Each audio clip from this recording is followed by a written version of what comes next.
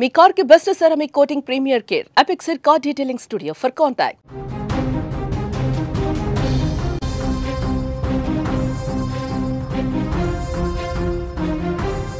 గోదావరి జిల్లా లక్ష్మీవరం గ్రామానికి చెందిన సిరిగిడి దుర్గాప్రసాద్ తన ఇద్దరు పిల్లలైన మోహిత్ జాహ్నవీలను నదిలో పడేసి తాను కూడా ఆత్మహత్య చేసుకున్నటువంటి కేసులో నిన్న బుధవారం సాయంత్రం చిన్నారి మృతదేహం జాహ్నవిది కూడా లభ్యమైంది. మొన్ననే తండ్రి దుర్గాప్రసాద్ కొడుకు మోహిత్ మృతదేహాలు దొరికాయి. కానీ నిన్న కూతురు జాహ్నవి మృతదేహం కూడా లభ్యం కావడంతో కుటుంబ సభ్యులంతా కూడా ఒక్కసారిగా శోకసంద్రంలో మునిగిపోయారు. అయితే దుర్గాప్రసాద్ ఇంతటి దారుణమైనటువంటి నిర్ణయం ఎందుకు తీసుకోవాల్సి వచ్చింది అనే ప్రశ్న ఇప్పుడు సర్వత్రా వినిపిస్తోంది. ఈ ఘటన వెనుక భార్యాభర్తల మధ్య రోజు జరిగే గొడవలే ప్రధాన కారణమై ఉండవచ్చని కూడా పోలీసులు స్థానికులు బలంగా అనుమానిస్తున్నారు. భార్యాభర్తల మధ్య తలెత్తిన గొడవల కారణంగానే దుర్గాప్రసాద్ మాట పెరిగి ఆవేశానికి లోనై ఉంటాడని కూడా పోలీసులు అనుమానిస్తున్నారు. ఈ గొడవలలో భాగంగానే అతను తన పిల్లలని గోదావరి నదిలో పడేసి ఆ తర్వాత తాను కూడా ఆత్మహత్య చేసుకున్నాడని కూడా అంచనా వేస్తున్నారు ప్రాథమికంగా. మరొక వైపు ఒకేసారి 3 మృతదేహాలు లక్ష్మీవరంలోని ఇంటికి చేరడంతో బంధువులు కుటుంబ సభ్యుల రోదనలు మిన్నంటాయి. భార్య నాగవేణి గుండెల విసేలా రోధించడం స్థానికులను కూడా కంటతడి పెట్టించింది. భర్త పిల్లలు తనను అన్యాయం చేసి వెళ్ళిపోయారంటూ ఆమె విలపించడం అక్కడి వాతావరణాన్ని మరింత విషాదంగా మార్చింది. పోస్టుమార్టం అనంతరం మృతదేహాలను బంధువులకు అప్పగించారు.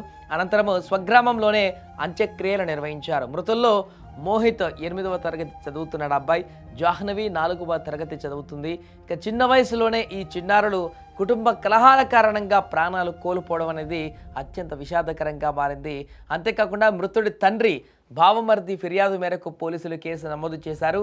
ఈ యొక్క ఘటన వెనుక కేవలం భార్యాభర్తల గొడవలే కారణమా, లేక ఇంకేమైనా కారణాలు ఉన్నాయా, అప్పులు వంటివి ఉన్నాయా అన్న కోణంలో కూడా పోలీసులు దర్యాప్తును ముమ్మరం చేశారు. పూర్తి వివరాలు విచారణ అనంతరం వెల్లడి కానున్న. ఏదేమైనా కూడా ఈ యొక్క విషాదకరమైనటువంటి ఘటన 2 తెలుగు రాష్ట్రాలలో ఉన్నటువంటి ప్రజలందరినీ కూడా దిగ్భ్రాంతికి గురిచేసింది.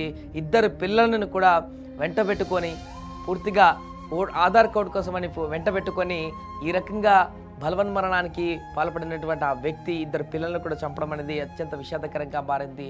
అయితే దాంట్లో ఆ అబ్బాయి 8వ తరగతి చదువుతున్నటువంటి తన కుమారుడు మొదట జాహ్నవిని గోదావరిలో పడేసినప్పుడు భయంతో పరిగెత్తినట్టుగా తెలుస్తుంది. ఆ బ్రిడ్జ్ పై నుంచి డాడీ వదులు అంటూ పరిగెత్తినట్టుగా తెలుస్తుంది. ఈ పరిగెడుతున్నటువంటి సందర్భంలో కూడా అతను వెంబడించి మరి తన కొడుకుని వెంబడించి మరి పట్టుకొని ఆ తర్వాత ఆ యొక్క బ్రిడ్జి నుంచి నదిలోకి పడేసినట్టుగా అక్కడ అటువైపు వెళ్తున్నటువంటి ఆటో డ్రైవర్ ఒకళ్ళు చూసి చెప్పినట్టుగా మనకు కనపడుతుంది. ఏదేమైనా కూడా ఒక తండ్రి ఇంత దారుణమైనటువంటి ఘటనకు పాల్పడతాడా? ఇద్దరు పిల్లలని, తన కన్న పిల్లలని ఈ రకంగా చంపి తాను కూడా బలవన్మరణానికి పాల్పడడం అనేది ఒక్కసారిగా తీవ్ర విషాదాన్ని మిగిల్చడమే కాదు, చాలామంది అక్కడ ఉన్నటువంటి స్థానికులను కూడా ఒక్కసారిగా కొంత భయభ్రాంతులకి గురి చేసింది. ఏంటి ఈ రోజుల్లో ఇలా అయిపోతున్నారు తల్లిదండ్రులు? గతంలో చాలా కేసులు చూసాం ఇలాగే.